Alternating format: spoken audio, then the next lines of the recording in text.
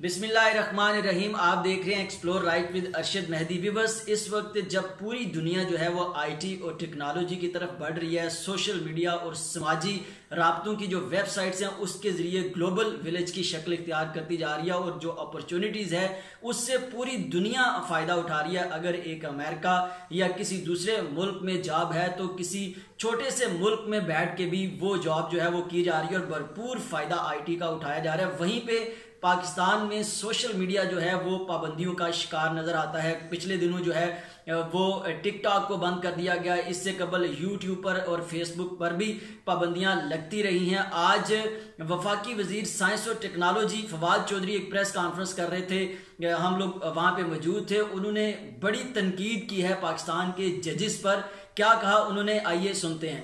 पहले भी क्रिटिसाइज भी किया, हमारे यहाँ जुडिशरी में ज़्यादातर जज साहबान को पता भी नहीं है कि टेक्नोलॉजी काम कैसे करती है, लेकिन वो पाबंदियाँ लगा देते हैं। पहले यूट्यूब के ऊपर पाबंदी लगा दी इस्लामाबाद हाई कोर्ट ने 2014-15 में, सारा यूट्यूब फेसबुक उठ के इंडिया चला गया। अब आकर के आपने टिकटॉक पे पाबंदी लगा दी। जब चाइनीज़ कंपनीज ने आके यहाँ पे बिजनेस करना था, हमने उनकी कंपनी बंद कर दी। हमारे यहाँ पहले जजेस को पता होना चाहिए कि ये इंटरनेट की जो या गूगल है ये काम कैसे करते हैं, इसके एल्गोरिथम्स क्या होते हैं, इनके सर्च प्रोसेसेस क्या हैं। जी बिल्कुल, आपने देखा कि जो वफाकी वजीर हैं वो जजेस पर भरपूर तनकीद कर रहे हैं इस हवाले से कि जब उनकी तरफ से फैसले किए जाते हैं सोशल मीडिया पर पाबंदियों के, ख़ास तौर पर उन्होंने ये बड़े अल्फाज इस्तेमाल किए और उन्होंने ये कहा कि जो हमारे जजेस हैं उनको पता ही नहीं है टेक्नोलॉजी इस्तेमाल कैसे होती है, उनको पता ही नहीं है गूगल जो या कोई भी सर्च इंजन है वो काम कैसे करता है। उनको पहले सीखना चाहिए और फिर इस तरह के बड़े बड़े फैसले जो है वो करने चाहिए, क्योंकि उनके फैसलों से पाकिस्तान की जो मैशियत है, पाकिस्तान का जो माली मामलात हैं उस पर बड़ा गहरा असर पड़ता है। वफाकी वजीर का ये भी कहना था कि पिछले दिनों जब यूट्यूब पर कुछ साल कबल जो है वो पाबंदी लगाएगी तो उस वक्त फेसबुक और यूट्यूब है वो सारा इंडिया की तरफ चला गया और भारत ने इसका भरपूर फायदा उठाया। बस हमने देखना यह है कि ये जो सोशल मीडिया की साइट्स हैं इनका क्या फायदा है पाकिस्तान को और किस तरह से पाकिस्तान के जो नौजवान हैं इससे भरपूर जो है वो फायदा हासिल कर रहे हैं और कर सकते हैं। इस वक्त अगर हम देखें तो पाकिस्तान की जो ओवरऑल सिचुएशन है, मुआशी तौर पर हम एक कमज़ोर मुल्क हैं और इतनी अपॉर्चुनिटीज़ नहीं है मुल्क में कि जो नौजवान पढ़ रहे हैं, जो नौजवान नौकरी की तलाश में निकलते हैं तो उनको जॉब जो है वो मिल सके। तो इस वक्त ये जो साइट्स हैं ये बेस्ट अपॉर्चुनिटीज़ बन चुकी हैं नौजवान नस्ल के लिए कि वो इनसे अच्छे खासे पैसे जो है वो कमा सकते हैं। खासतौर पर अगर हम सिर्फ YouTube की बात करें तो YouTube पे आप अपना चैनल बना के उससे अच्छे खासे पैसे जो है वो कमा सकते हैं। अगर आपका चैनल बन जाता है, आप अच्छी वीडियोस, क्वालिटी वीडियोस उस पर अपलोड करते हैं, लोग उसको देखते हैं, आपके व्यूज़ अच्छे आते हैं तो आपको व्यूज़ के हिसाब से जो है वो पैसे मिलना शुरू हो जाते हैं। इसमें अगर हम देखें तो YouTube पे अगर आपके पास सिर्फ 1000 सब्सक्राइबर है, 4000 घंटे जो है आपका वॉच टाइम पूरा होता है तो आपका चैनल मोनेटाइज हो जाता है और उसके बाद आपको पैसे मिलना शुरू हो जाते हैं। अगर आपकी किसी भी वीडियो के 1000 व्यूज आते हैं तो उससे आपको $3 से $5 जो है वो मिलते हैं, जो तकरीबन 800-900 रुपया बनता है पाकिस्तानी। और अगर आपके व्यूज जो है वो इसी तरह से बढ़ते 10 लाख तक पहुंच जाते हैं तो उससे आपको $5000 तक भी मिल जाता है, जो 8 लाख रुपया बनता है। तो ये अच्छी खासी अमाउंट है जो आप YouTube से कमा सकते हैं अपना चैनल बना के, अपने व्यूज बढ़ा के, अच्छी क्वालिटीज की वीडियोस इस पे अपलोड करके।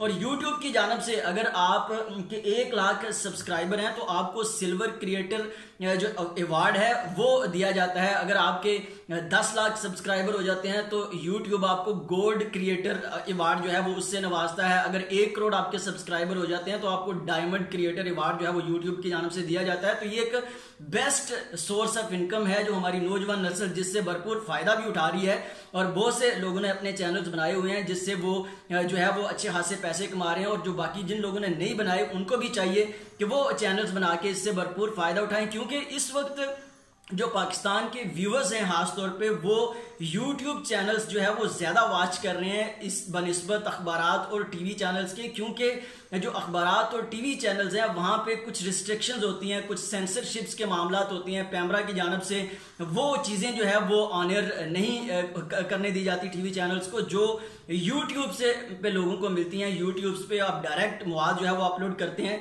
एक बात जो है जिस पर तहफ़्फ़ुज़ात जो है वो सामने आते हैं अक्सर जो अदालतों की जानब से भी और कम्युनिटी की जानब से भी, कि इस पे जो है वो बहुत सा गैर अखलाकी मवाद जो है वो यूट्यूब पे गूगल पे होता है, और जिससे जो है वो आइंदा हमारी जो आने वाली नस्ल है वो भी ख़राब होती है, और ये सारे मामला हैं। लेकिन अगर टेक्नोलॉजी को सही तरीके से इस्तेमाल किया जाए तो आजकल बहुत सी वेबसाइट्स ऐसी हैं, जो एप्लीकेशंस ऐसी हैं कि आप कंट्रोल भी कर सकते हैं अपना जो सोशल मीडिया उसको। इस तरह की एप्लीकेशंस भी आ चुकी हैं कि आप जो है वो अपने बच्चों को जो यूज़ कर रहे हैं वो साइट्स, उस पर वॉच डॉग भी लगा सकते हैं। आप चेक भी कर सकते हैं अपने बच्चों को कि वो कौन कौन सी साइट्स जो है वो यूज़ कर सकते हैं। इस पर अलग से मैं एक वीलॉग करूंगा और आपको तफसीली बताऊंगा कि किस तरह से हम जो गैर मियारी मवाद है उससे अपने बच्चों को बचा सकते हैं सोशल मीडिया पर। लेकिन अगर देखा जाए तो यूट्यूब और ये जो समाजी राब्ते की वेबसाइट्स हैं, ये इनमें नुकसान कोई नहीं है बल्कि फ़ायदा ही फ़ायदा है। पाकिस्तान के बहुत से हज़ारों लोग जो हैं वो इससे रोज़गार कमा रहे हैं,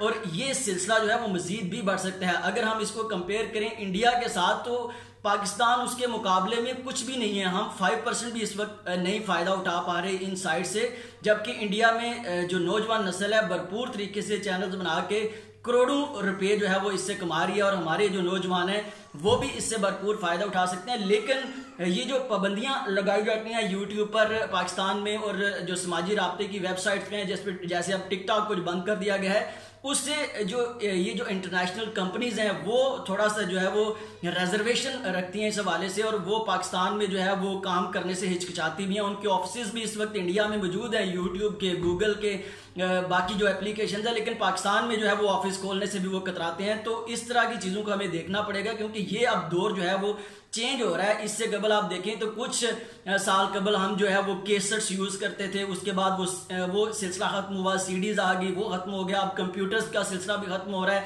और लोग जो है वो मोबाइल और सोशल मीडिया पे टोटल जो है वो फोकस कर रहे हैं। तो हमें भी जो है वो अपने आप को थोड़ा सा मॉडर्नाइज करना पड़ेगा, हमें सोशल मीडिया का फ़ायदा उठाना होगा। इसी से जो है वो हमारी जो आइंदा आने वाली जो नस्ल है वो अपना रोज़गार का सिलसिला भी बना सकते हैं। इसके अलावा तमाम तर इंफॉर्मेशन, आईटी, टेक्नोलॉजी, स्टडीज़, इसके अलावा जो भी मामलात हैं वो इसी से अब आगे होने हैं। तो इस पर पाबंदियों की बजाय पाकिस्तान को सोचना चाहिए कि हमें जो है वो चीज़ों को बेहतर इस्तेमाल करना चाहिए और टेक्नोलॉजी का इस्तेमाल सीखना चाहिए। इस पर जो हम रिस्ट्रिक्शंस एप्लीकेशंस में डाल के इन चीज़ों को रोक सकते हैं, उनको देखना चाहिए, बजाय इसके कि टेक्नोलॉजी से अपने बच्चों को और ख़ुद को दूर कर दिया जाए।